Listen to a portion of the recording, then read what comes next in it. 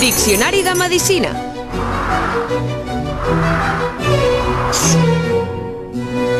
And it's been today. Cloud will increase from the west.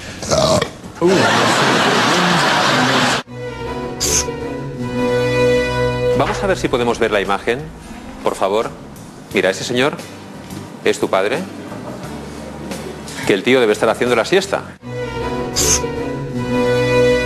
¿Tú eres una persona querida?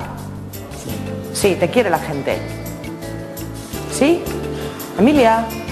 Háblame más fuerte, porque estoy más tonta que una tapia. Es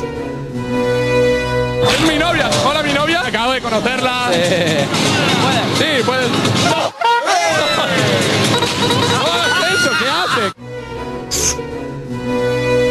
Su animal ha hecho ahí sus necesidades y usted no lo ha recogido. Normalmente lo recojo siempre, pero es que hoy vamos con un poquito de prisa. Vamos a proceder a denunciar la infracción. Cada caballero es de 300 a 1.202 euros. Mirad, más del 12% de los niños en edad de escolarización, voy a tomar un poquito de agua. Tú mientras estás en casa esperando que ella encuentre un trabajo para ti, lo encuentra. Y cuando lo encuentra, tú te encargas de perderlo. Me agobia mucho. ¿Qué es lo que te agobia? ¿Será que no estoy acostumbrado? Yo qué sé. A trabajar.